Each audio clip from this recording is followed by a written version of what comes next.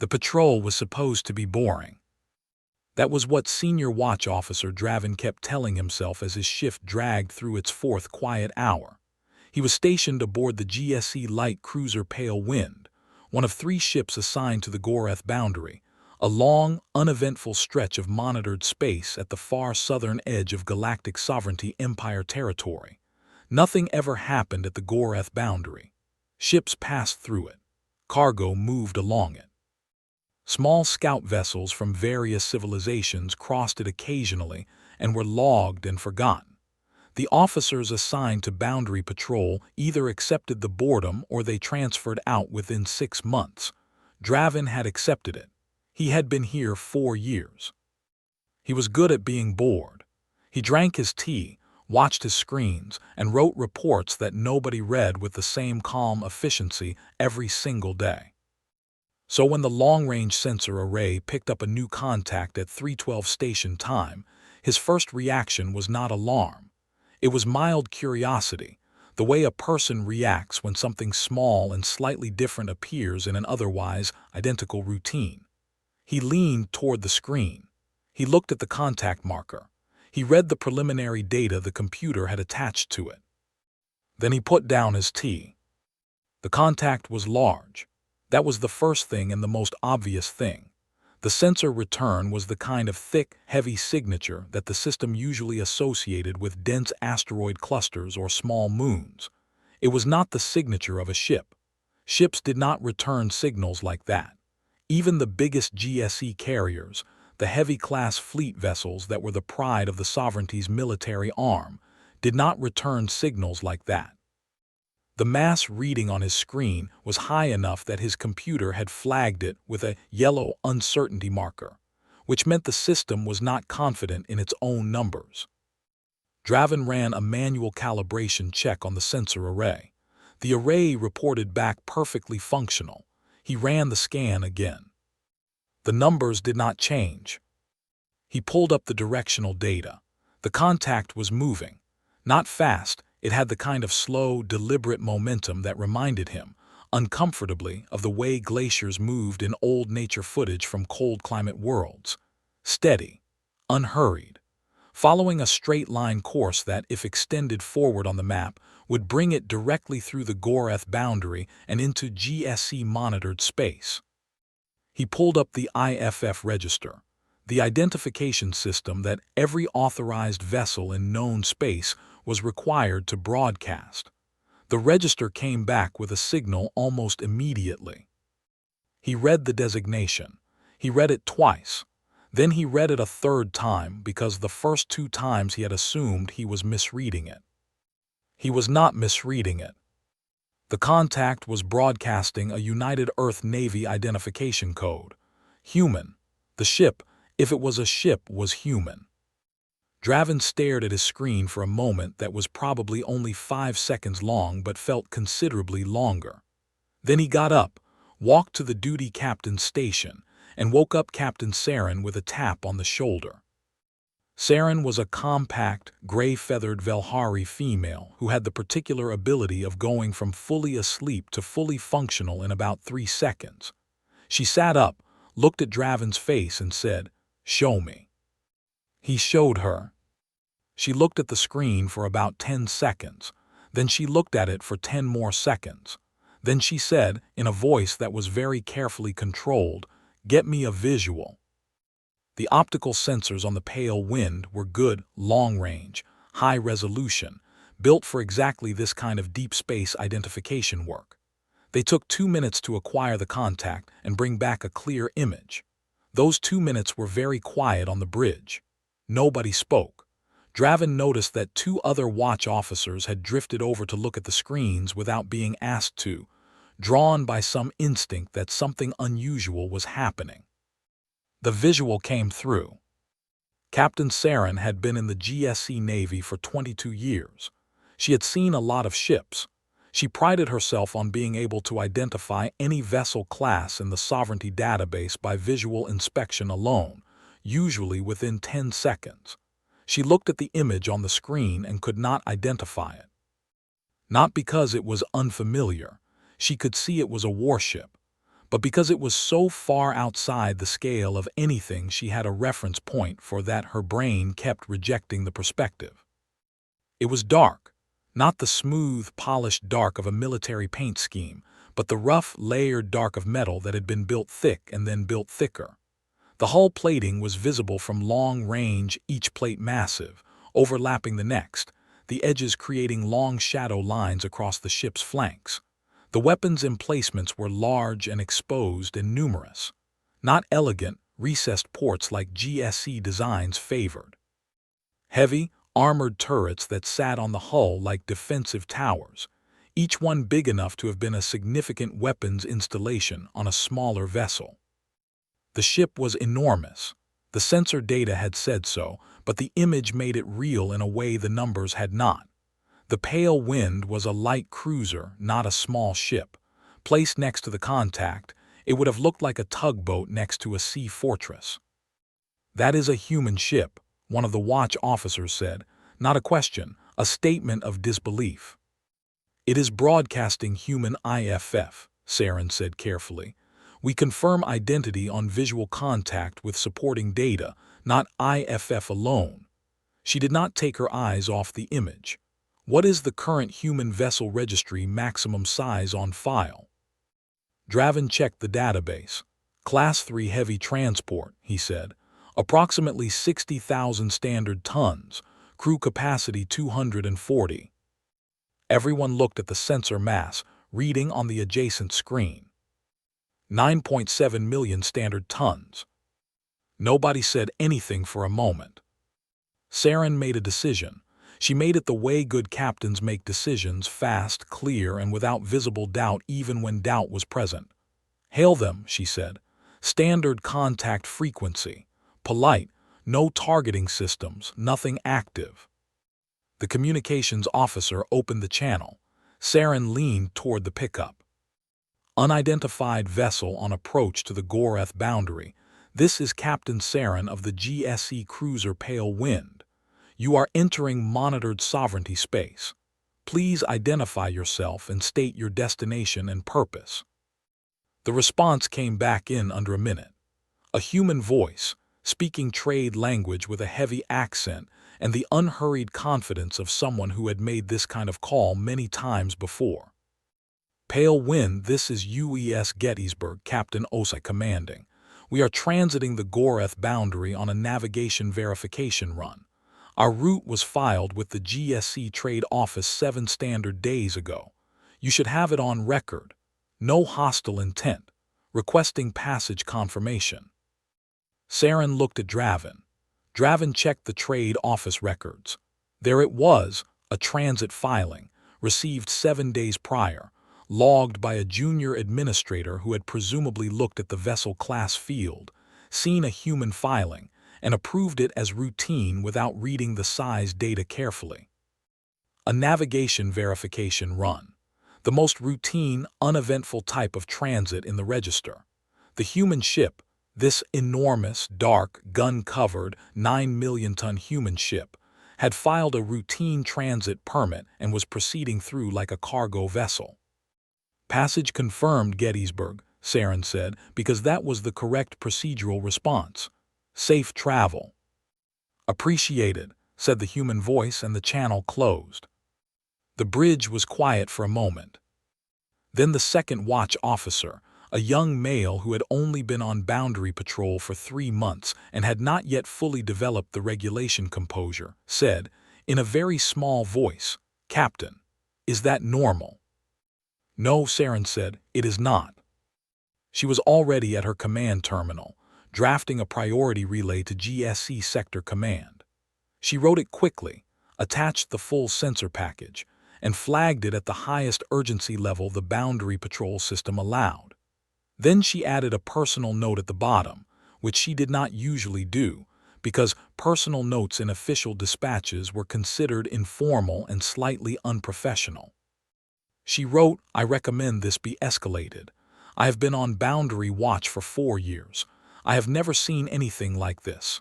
Whatever is in our database about humanity needs to be looked at again. All of it." She sent it and then pulled up the visual feed again. The Gettysburg was continuing its transit, moving at the same slow, steady pace it had maintained since first contact. No deviation, no reaction to being hailed. It had answered politely, confirmed its paperwork, and kept going. It passed through the boundary marker at 3:41 and continued into GSE-monitored space with the massive, grinding patience of something that had always intended to go exactly where it was going and had never considered the possibility that anything would stop it. Draven watched it go. He thought about the weapons turrets. He thought about the armor plating. He thought about 9.7 million tons of dark metal moving through the Goreth boundary on a routine navigation verification run. "What is Gettysburg?" he asked quietly, mostly to himself. "Why do they name their ships after places?" He checked the human database entry. Gettysburg, it said, was the site of one of the largest battles in human history, a 3-day conflict that had produced more casualties than most species had ever experienced in their worst wars.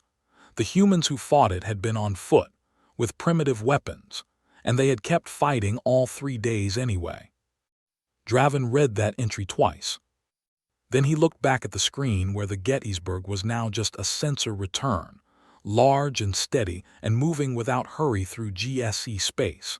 And he understood in a quiet and slightly cold way why the ship had that name. It was not a threat, it was a reminder. "We have been here before," the name said. "We have stood in very bad places and we have not stopped. We are still here." He picked up his tea. It was cold. He did not notice. Outside, the Gettysburg kept moving, and somewhere ahead of it, at the end of a routine navigation run, the rest of the galaxy was about to start paying attention to humanity for the first time. They were overdue. The message from Captain Saren arrived at GSC Sector Command on Outpost Velthar at 5:20 and landed on the desk of Sector Intelligence Chief Morin like a stone dropped into still water. Morin read it. He read the attached sensor data. He looked at the visual footage for a long time. Then he forwarded everything to the Central Intelligence Directorate on Sovereign Station with a single line added to the header. It said, "I think we have made a significant error in our assessment of humanity. Please advise." By the time that message reached the Central Intelligence Directorate, Captain Saren's original dispatch had already been picked up by 2 other relay stations, each of which had flagged it independently and forwarded it up their own reporting chains. By 900 station time, 3 separate senior intelligence officials were looking at footage of the UES Gettysburg, and none of them were saying anything useful. By 1100, Director General Leith Corin, head of the Central Intelligence Directorate of the Galactic Sovereignty Empire, was in a secure briefing room with 8 of her best analysts and a very large amount of coffee, trying to answer a question that seemed simple and turned out not to be at all. The question was, how did this happen? Not the ship itself.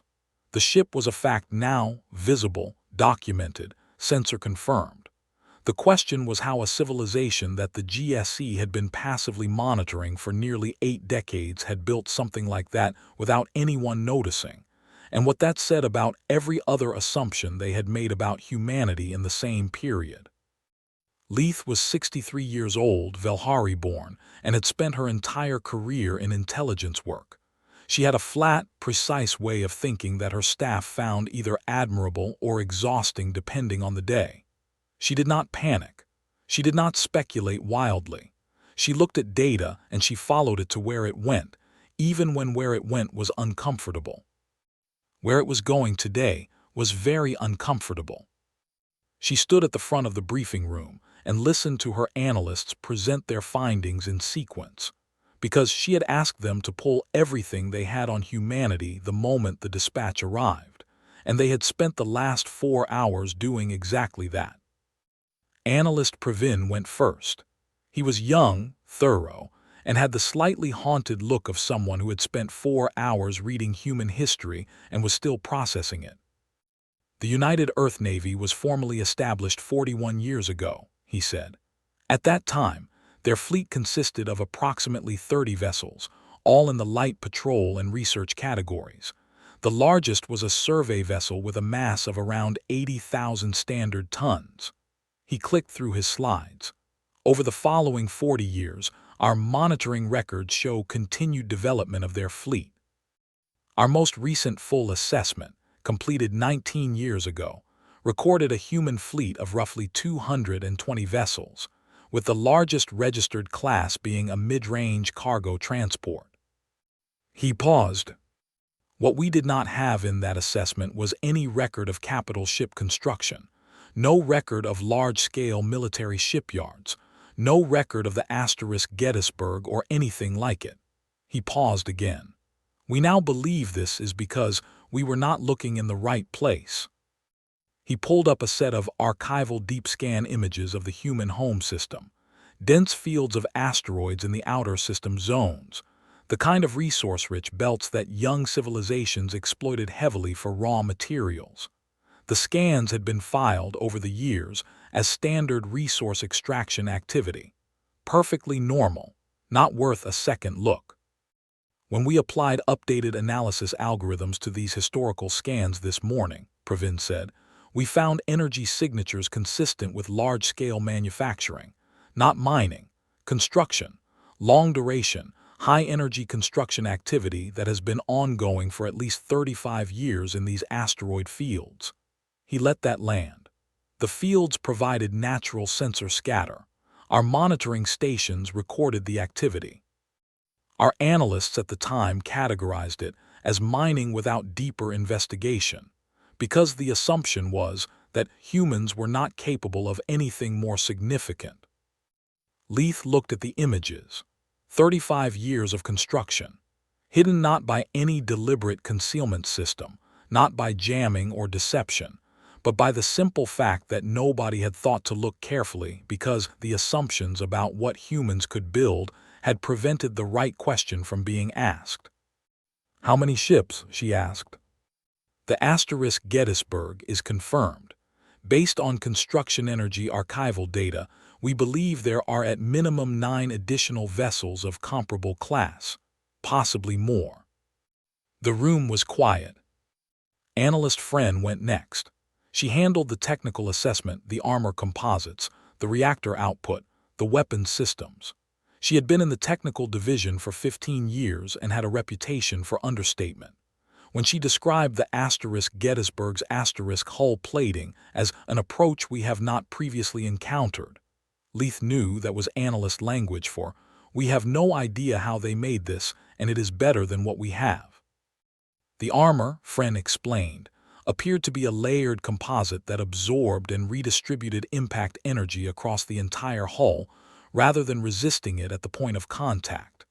The outer layers were dense and extremely hard. The inner layers were designed with controlled flexibility, not weakness, but engineered give, the kind that absorbed shockwaves that would crack a rigid structure. The whole system was built around the idea that if something hit the ship hard enough to damage the outside, the inside would still be intact and operational. The reactor output was higher than anything the GSC fielded in an equivalent hull size.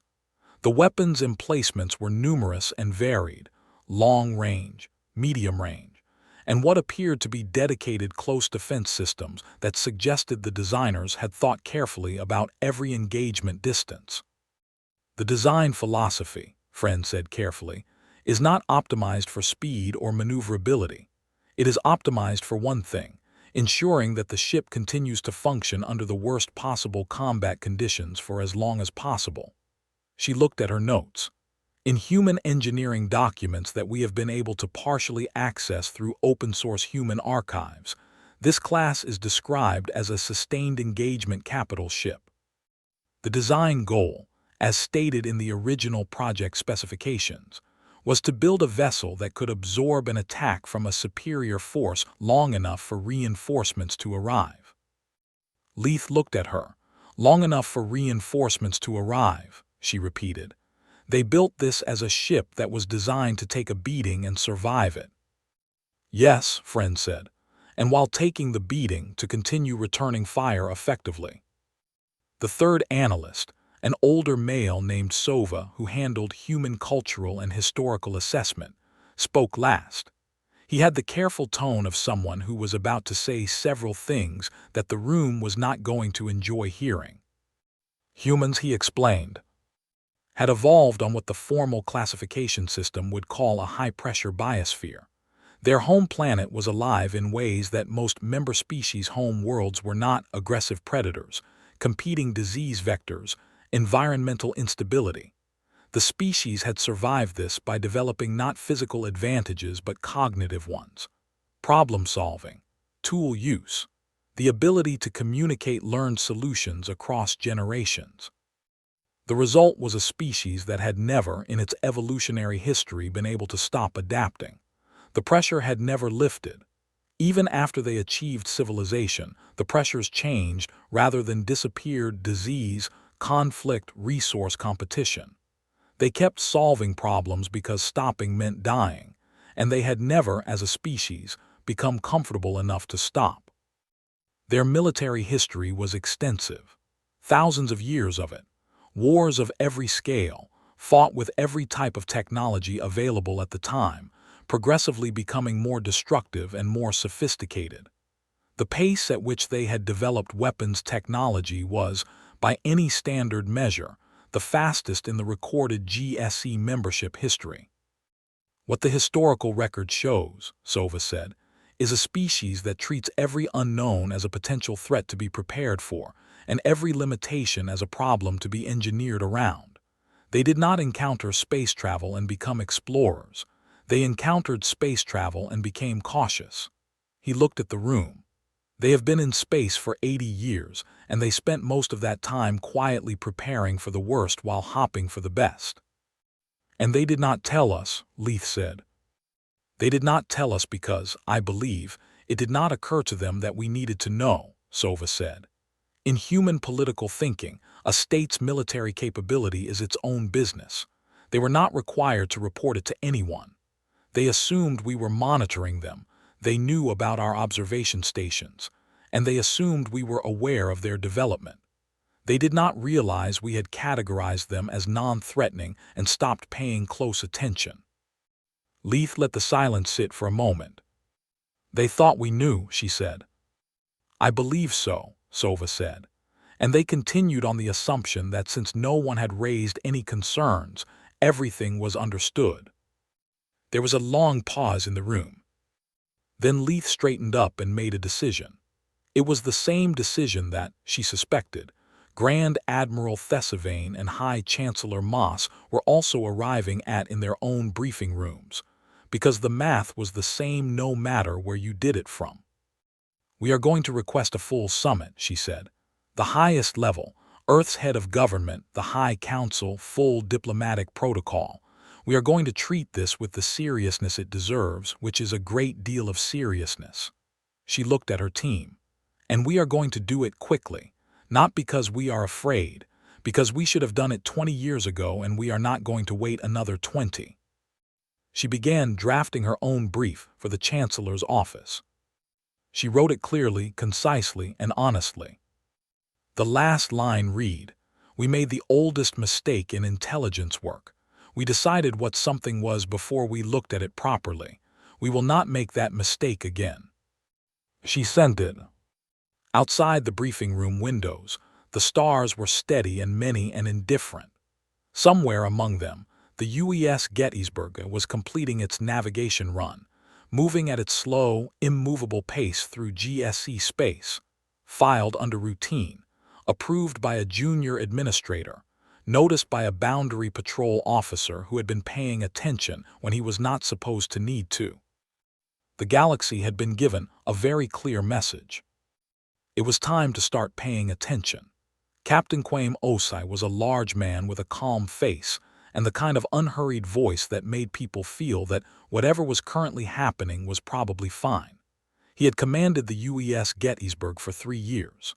Before that, he had spent 12 years on smaller vessels working his way up through the United Earth Navy in the ordinary, patient way that officers who would eventually be trusted with very large ships tend to do. He had never been in a battle. He hoped to keep that record. He was in his command chair reviewing engineering cycle reports when his communications officer, Ensign Park, turned from her station and said, "Captain, we have a contact request. GSC vessel. They're identifying as a diplomatic courier." Osai looked up from his reports. "One ship." "Yes, sir, small class. Came in fast from the direction of Sector Command Outpost." Park checked her board. "They are requesting permission to approach and come alongside. They have a formal diplomatic message for you, they say. Direct delivery, not transmitted." Osai considered that for a moment. Direct delivery meant they wanted to hand something over in person, which meant they wanted to see the ship up close, which meant the message was probably secondary to the visit. He had been in the Navy long enough to recognize when someone wanted a look. "Grant approach clearance," he said. "Bring us to a relative stop. Tell them we'll receive their representative in the port docking bay." He stood up. "And tell Commander Adiz to meet me down there." The GSC Courier was a sleek little vessel, fast and light, built for exactly this kind of quick diplomatic run. It was maybe 1/100th the mass of the Gettysburg, and it approached with the slightly cautious precision of a small animal approaching something very large that had not moved in a while. Os watched the docking approach on the bay monitor and appreciated the pilot's skill. They came in straight and clean and locked to the docking arm without a single correction burn. The GSC representative who came through the airlock was a young Velhari female in a diplomatic service uniform, carrying a sealed message case. She stopped just inside the airlock and looked down the Gettysburg's docking bay corridor. Osai watched her do it. The corridor was wide and heavy built, the walls thick with secondary plating, blast doors visible at both ends in their open positions.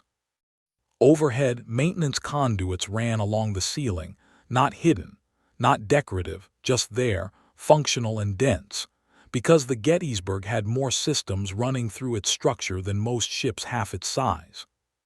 The representative's name, she told them, was Attaché Vess.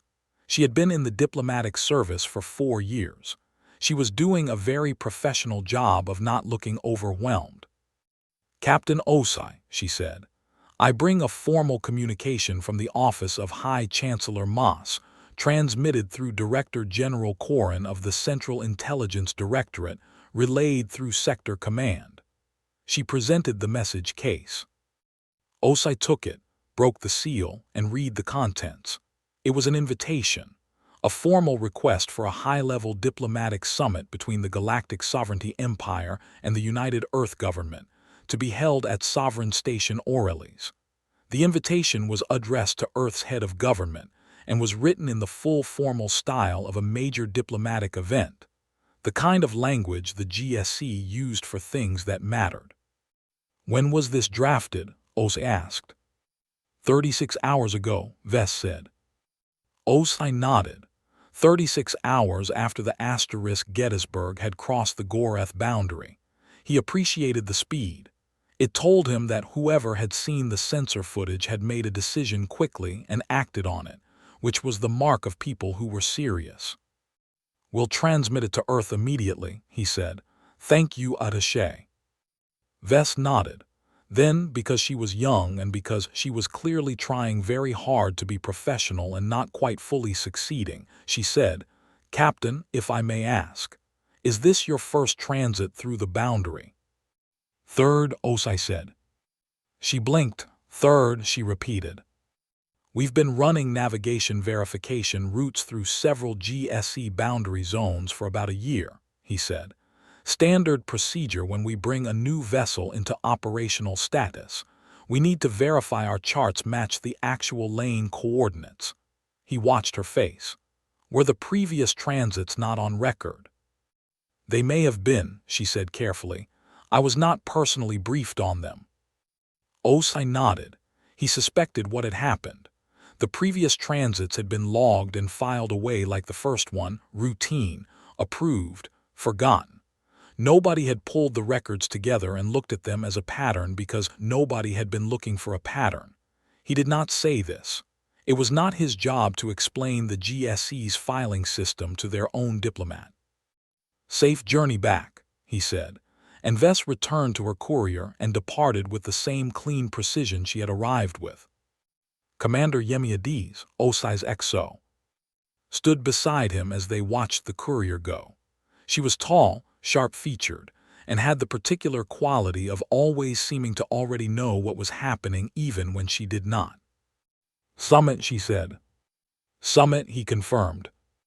47 warships when the first contact team came, now a direct invitation from the Chancellor's office. She tilted her head slightly. "They're moving fast." "They should," Osai said simply.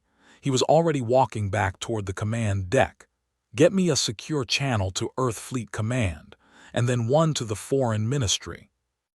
Back on the command deck, the channel to Fleet Command opened, and Osai delivered his report directly to Admiral Park Yun, the United Earth Navy's Chief of Operations, who listened to the whole thing without interrupting and then said, "A summit at Aurelis."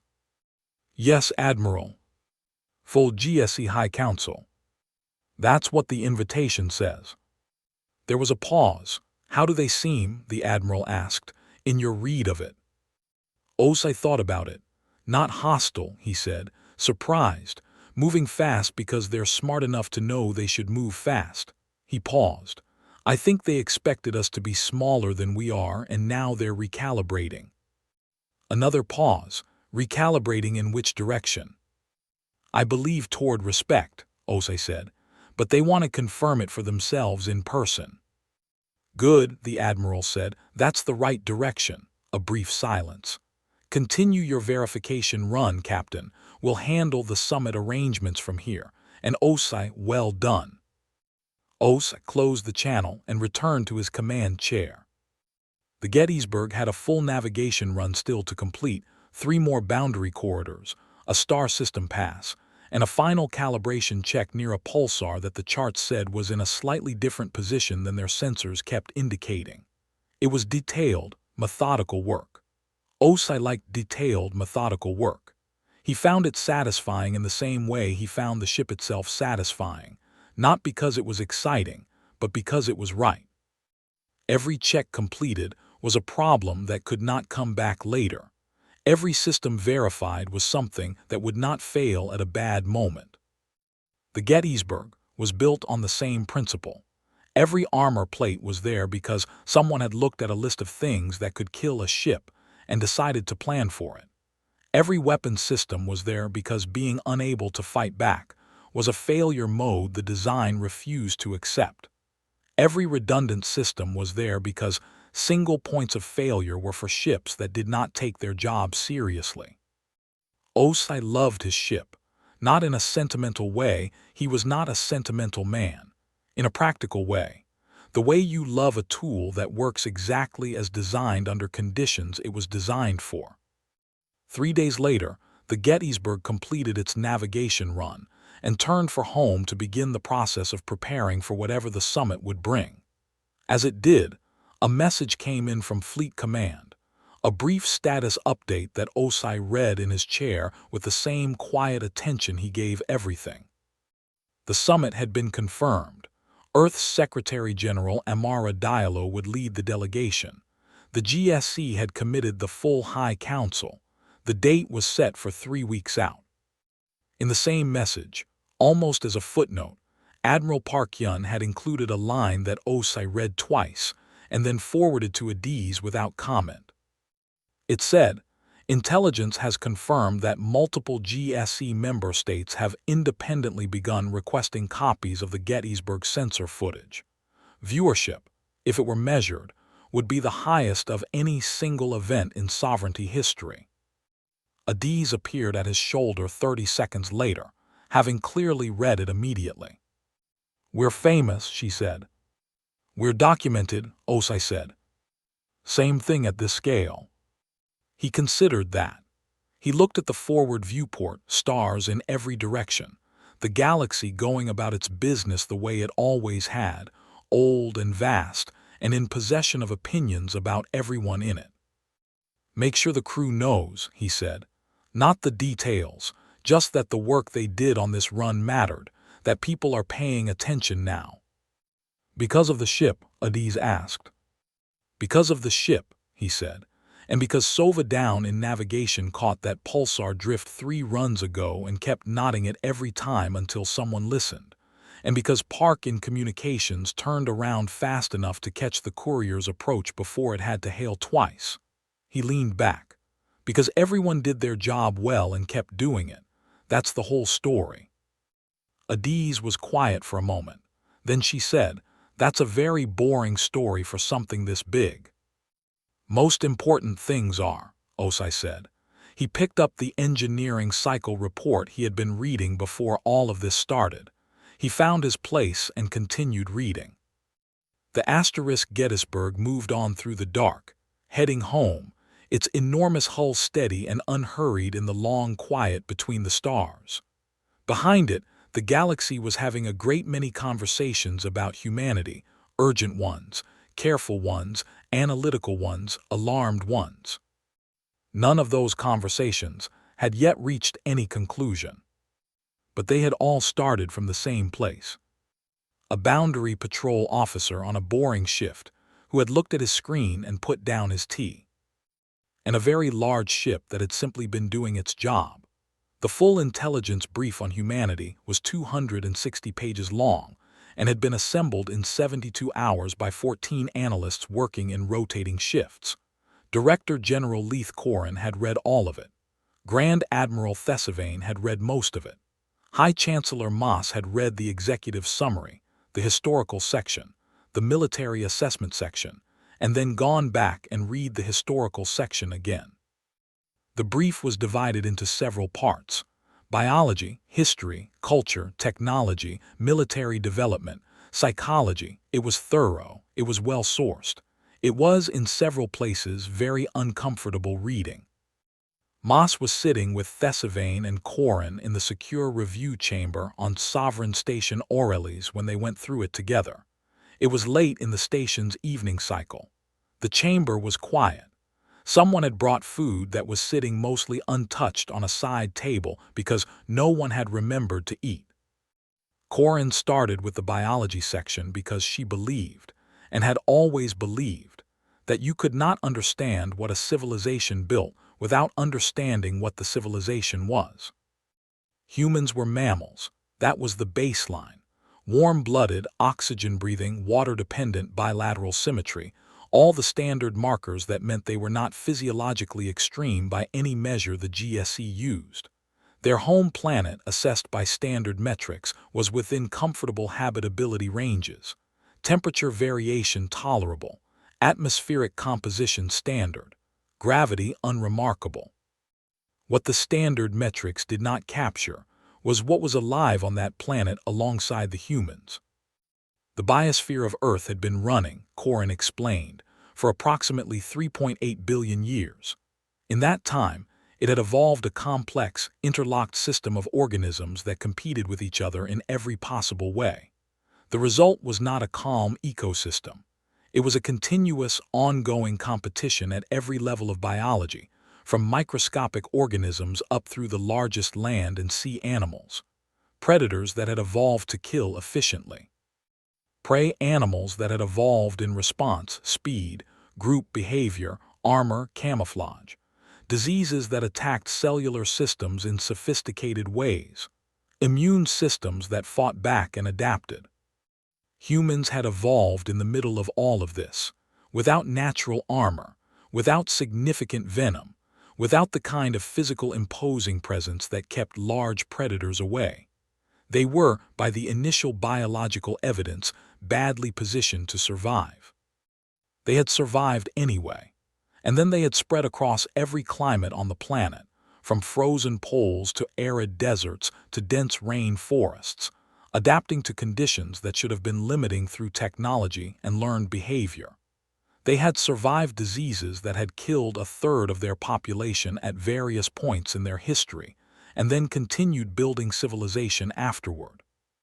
They had survived natural disasters, famines, and extended periods of violent internal conflict, and in most cases emerged from the other side with larger populations and more complex societies than before. They are, Corin said, arguably the most resilient large species in the biosphere catalog we have ever documented. Not because their biology is extreme, it is not. Because their adaptive capacity is extreme. Thesivane had been listening quietly. She was military, not scientific, but she was very good at extracting operational meaning from biological facts. Meaning they are hard to damage significantly at the species level, she said. Meaning they are very hard to permanently stop, Corin said, at any level. They moved to the history section. The human historical record went back several thousand years in documented form and much further in archaeological evidence. What it showed, across the full span, was a species in continuous development, not peaceful, not stable, but moving. Always moving. The conflicts in their history were frequent and often destructive. Empires rose and fell. Civilizations collapsed and were rebuilt, sometimes in the same place, sometimes elsewhere, sometimes by different groups who had absorbed the knowledge of what had come before. What no conflict in human history had managed to do was stop the accumulation of knowledge. Even when specific repositories of knowledge were destroyed, libraries burned, scholars killed, records lost, the knowledge reconstructed itself from surviving fragments, from what had been memorized, from what had been built into the physical world in ways that could be observed and relearned. Human knowledge was, the brief noted, decentralized in a way that made it nearly impossible to permanently erase. It lived in too many places at once. Moss thought about that. A species whose knowledge could not be destroyed, whose population could not be permanently reduced below recovery thresholds by any historical catastrophe they had yet faced, whose problem-solving capacity increased under pressure rather than declining. He kept reading. The technology section was where the military analysts had written their most careful language. The kind of precise, measured phrasing that people use when they want to make sure they are not being alarmist while also being completely honest about something alarming. Human technology development was fast, not unprecedented in the early stages. Many young civilizations showed rapid early development before plateauing. What was unusual about humanity was the absence of a plateau. The standard developmental curve for spacefaring species showed rapid growth in the early industrial period, a leveling off as foundational technologies matured, and then slower, incremental progress as the civilization stabilized and optimized what it had. Humanity's curve did not level off. It kept going. The rate of development in the 50 years before their first spaceflight was higher than any comparable period in GSE member species history. The rate in the 40 years since spaceflight was higher still. Not because they had stopped optimizing, they had not, but because contact with other species' technologies had given them new problems to solve, and solving new problems was what the species was built for. The Gettysburg class was the current output of that curve. The brief was careful to state this clearly. It was the current output, not the final output, not the peak, the current point on a line that was still going up. Grand Admiral Thesivane read that section twice. Then she sat back in her chair and looked at the ceiling for a moment. They have been in space for 80 years, she said, and this is where they are at 80 years. Yes, Corin said. And we have been in space for 3,000 years. Yes. Thesivane was quiet for a moment. She was doing math. Everyone in the room was doing math. The math was not comfortable. The psychology section, Moss said. Corin turned to it. The psychology section was the shortest in the brief and possibly the most significant. It drew on behavioral records, cultural documents, political history, and a set of internal human government documents that the intelligence service had obtained through standard monitoring over the years and had filed without acting on because nobody had been looking for what they actually showed. Humans, the section concluded, had a fundamental psychological orientation toward the future, not in a hopeful, passive sense, in an active, preparatory sense. They planned. They anticipated. They modeled bad outcomes and built against them. This was not a cultural trait of one group. It appeared consistently across human societies in every period of their documented history. The specific preparations differed. The underlying drive to prepare did not. Applied to space, this meant that humanity had entered the interstellar environment, already asking the question that most young civilizations did not ask until they encountered their first serious threat. What could go wrong, and how do we make sure we survive it? The Gettysburg class was, the brief concluded, not a sign of human aggression. It was a sign of human caution. This was a species that had seen enough bad things happen, to themselves, to others, across thousands of years of recorded catastrophe, that they had decided the correct response to entering an unknown environment was to ensure they could not be easily destroyed in it. They had done so quietly, without announcement, not because they were hiding it, but because to them this was simply ordinary preparation. You prepared. You made sure you could survive. You did not advertise it because advertising was not the point. Being ready was the point. They thought this was normal, Moss said. He said it slowly, the way you say something when you are still catching up to what it means. They still think it is normal, Corin said. I believe if you asked Captain Osai whether the Gettysburg was remarkable, he would tell you it was simply appropriate. Moss looked at the image of the Gettysburg on the briefing room screen. Dark and enormous and unhurried. Named after a battle where the human soldiers had stood in a field for 3 days and been destroyed and kept fighting. Simply appropriate. He thought about what it said about a species that looked at the size of the galaxy, at all the things that could be out in it, at the fact that they had been alone for most of their history and could not be sure what had survived the same way they had, and built something like that as their opening statement. Not their best effort, their opening statement. He stood up. I'm going to write the summit agenda myself, he said. Tonight. He looked at Thesivane and Corin. I want Earth in this organization, fully in, not as a junior partner, as a full member with everything that means, because the alternative is having them outside it, and I am no longer comfortable with that alternative. Thesivane nodded. She had already arrived at the same place. I'll draft the joint defense proposal, she said. We should have something concrete to offer, not just membership, something that makes the relationship useful to both sides. Make it real, Moss said. Not ceremonial, they will see through ceremonial. I know, Thesivane said. Corin closed the brief. She looked at the image of the Gettysburg one more time before the screen went dark. 260 pages. 80 years of passive monitoring, 40 years of construction hidden in asteroid fields that the system had never looked at closely. She had spent her career believing that the GSE's intelligence network was good. It was good. That was the problem, in a way. It was good enough to catch what it was looking for, and not good enough to catch what it had never thought to look for. She was going to fix that, starting tonight. Starting with a full review of every Category 4 civilization in the register. Because somewhere out there, she suspected, there might be others. And she was not going to wait for the next boundary patrol officer to notice something unexpected and put down his tea. Sovereign Station, Orales had been built to impress.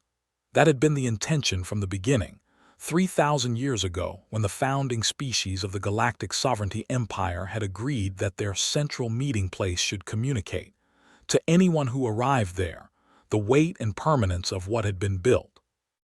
The station was enormous, not a military installation but a civic one, a city in space, its outer ring spinning slowly, its docking arms extending like careful fingers into the dark. The approach from any direction gave a view that most first-time visitors found genuinely moving. Secretary General Amara Diallo looked at it through the forward viewport of her diplomatic shuttle and thought it was very beautiful. Then she looked at her briefing notes and went back to reading. She had been preparing for this summit for 18 days. 18 days of intelligence briefings, legal reviews, policy consultations, and late-night conversations with advisors who had a wide range of opinions about what humanity walking into the Grand Hall of Species actually meant. Some of her advisors had been nervous. Some had been excited. One had suggested that the whole situation was a negotiation from a position of unexpected strength, and that Earth should use that strength aggressively to secure maximum territorial and trade concessions. Diallo had listened to all of them with equal attention and then made her own decisions, as she always did. She had been Secretary General for 6 years. Before that, she had spent 30 years in various levels of Earth's governing bodies. She was 61 years old, and she had never in those 61 years found that aggressive negotiation from a position of strength produced better long-term results than fair dealing from a position of strength. Strength you used correctly lasted. Strength you used greedily made enemies. She did not want enemies. She wanted the thing that humanity had actually needed for 80 years and had been building in asteroid fields to compensate for the absence of reliable, genuine, mutual interest relationships with the rest of the spacefaring galaxy. The shuttle docked smoothly.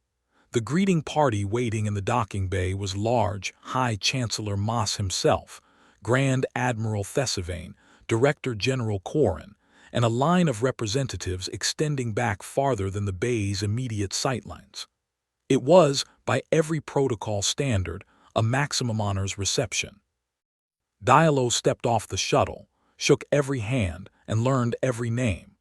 She asked Moss one specific question about the architecture of the station's central ring, because she had read that he had personally commissioned the last restoration project on it 15 years ago, and he was visibly pleased that she knew. She asked Thesivane about the GSE Navy's carrier doctrine, because she had read Thesivane's published papers on fleet coordination from 12 years ago, and Thesivane looked at her for a brief moment with the expression of someone deciding whether to trust another person and reaching a favorable conclusion. Small things, done deliberately, because she had learned very early in her career that rooms full of powerful people were navigated most effectively not by displaying your own power, but by demonstrating that you had paid genuine attention to everyone else's. The formal session opened in the Grand Hall of Species the following morning. Diallo had been in large rooms full of powerful entities before. Earth's General Assembly had several hundred delegates from every nation and territory on the planet. She had stood in that room and addressed it many times. The Grand Hall was different, not in the difficulty of the moment, but in the scale of accumulated history that was present in the space. 3,000 years of decisions made in this room. 140 civilizations represented in the geology beneath her feet. She felt it. She thought it was appropriate to feel it. She sat across from Moss and began. The GSE had come prepared with a full membership proposal, drafted by Moss himself. She had been told, which she took as the signal of seriousness that it was intended to be. She had come with Earth's own position papers, prepared by the Foreign Ministry's Treaty Division and reviewed by her legal advisor in the shuttle on the way in. They were well matched. Not identical, there were genuine differences in what each side wanted, which was normal and fine. Differences were the material of negotiation. They only became problems if one side was not operating in good faith, and Diallo had decided within the first hour of the formal session that Moss was operating in good faith. The language he used was direct.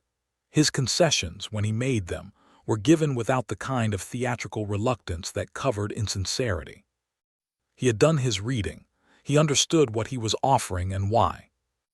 What he wanted to know, what the whole council wanted to know, she could feel it in the room, was why humanity had built what it had built and whether they should be afraid of it. She answered the first question throughout the morning in the course of ordinary negotiation by being exactly what she was, a representative of a species that wanted to be part of the community, had been careful about it for 80 years, and had decided that the careful approach had been correct because here they were, having this conversation peacefully. The second question was answered in the afternoon. It came from Counselor Durath, the elderly Myrathi who had not said much through the morning session, but had listened to all of it with the focused attention of someone who had been thinking about this for a long time.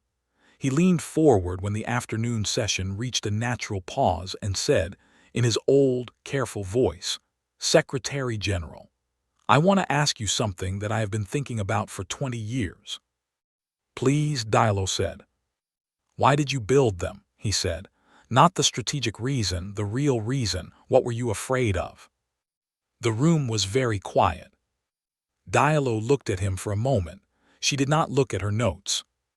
Being alone, she said, and being found unprepared. She let that land, then she continued. Earth has a complicated history. We have spent most of it doing damage to ourselves and recovering from it.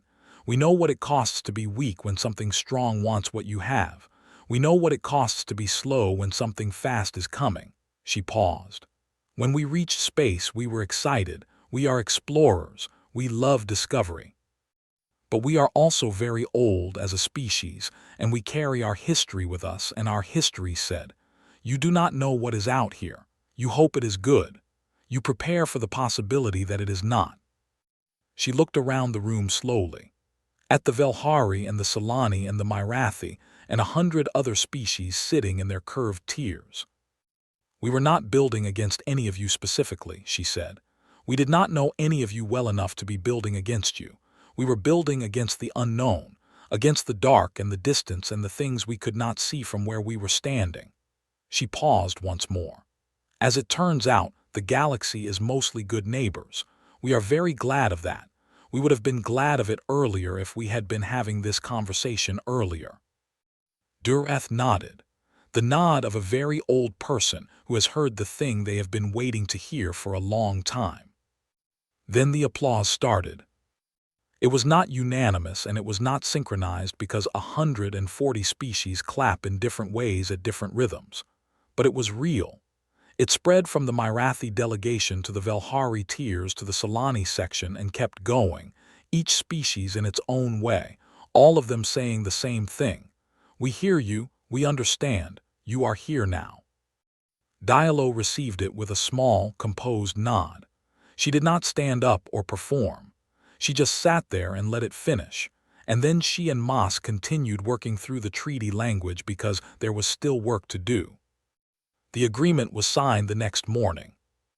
United Earth was admitted to the Galactic Sovereignty Empire as a full member, a permanent seat on the High Council, access to all networks, all shared intelligence, all mutual defense frameworks, the full package that Moss had promised to himself he would offer. The Joint Defense Annex established the formal military cooperation structure that Thesivane had drafted. Under it, a *Gettysburg *class vessel would be permanently stationed at Sovereign Station Aurelis. There were 2 other postings as well. One, at a contested border zone that had been a chronic problem for 3 smaller member species for decades, and one at a deep space relay point of significant strategic value. Not decorative postings, useful ones, the kind that said clearly to anyone paying attention that humanity's entry into the sovereignty was not ceremonial. When the formal session closed and the signing was complete, Moss found himself standing with Dilo for a brief private moment near the hall's side corridor, both of them stepping aside while the formal photography and documentation processes played out around them. 40 years, he said. He was not accusatory, he was genuinely thoughtful. You built those ships over 40 years and we did not know. We assumed you knew, she said simply. The observation stations are visible from our outer system. We knew you were watching. We were watching, he said. We were not seeing. There is a difference, she agreed. A significant one. He looked at the hall, the mosaic floor, the high ceiling, the curved tiers. I would like to say that this will not happen again, that we will not fail to pay attention to something important because we have made assumptions about it. Will it not happen again? She asked. He thought about it honestly. I am going to try very hard to make sure it does not, he said. That is the correct answer, she said. Certainty is for things that have already happened. Everything else takes work. He smiled, a small, tired, genuine smile of the kind that comes at the end of very long days that have gone well. Your people are going to be interesting members of this organization, he said. We'll try to be useful ones, she said. She left for her shuttle an hour later. The crew of the Gettysburg Asterisk, back in the human home system, received the news of the signed agreement from Fleet Command and read it in the mess hall and the engineering bays and the weapons stations, and every other place that a crew of 4,000 spread across a very large ship tends to receive news. Captain Oss read it in his command chair, alone for a moment before the congratulatory messages started coming in. He read the full text of the treaty, which was long, and the annex, which was longer. He found the clause assigning a Gettysburg class vessel to permanent posting at Sovereign Station Orleans. He found the names of the other 2 posting assignments. He thought about Captain Sarin on the Pale Wind on her boring boundary patrol, who had looked at her sensor readings and written a personal note at the bottom of an official dispatch, because she had known something important needed to be said. He thought about the junior administrator who had approved the transit filing without reading the size data. He thought about the long, slow work of 40 years in asteroid fields, building something that most people in the galaxy had not known to look for. He thought about 3 days at Gettysburg, human soldiers standing in a field, outnumbered, not winning, not stopping. He logged into the ship-wide comm channel. 4,281 crew members across every deck and station of the Gettysburg heard his voice. "This is the captain," he said. "We are now members of the Galactic Sovereignty Empire, full members. One of our sister ships will be stationed at the galactic capital starting next month." He paused. The work that got us here was not dramatic. It was navigation runs, engineering cycles, communication shifts, maintenance reports, the ordinary work done well every day by every one of you. Another pause. "The galaxy noticed. That is all I have. Carry on." He closed the channel. Outside the forward viewport, the stars were steady, exactly where they had always been. The same stars that had been there when the first human had looked up and wondered what was in them, and found that wondering was not enough, and started building the tools to find out. The Gettysburg sat in its home system, patient and dark and enormous, while somewhere across the light years, the first of its sister ships was already being prepared for the posting at Orleans. The galaxy had been large and mostly unknown for a long time. It was getting smaller now, and humanity, careful, thorough, prepared, and genuinely glad to have good neighbors, was ready to help fill it in.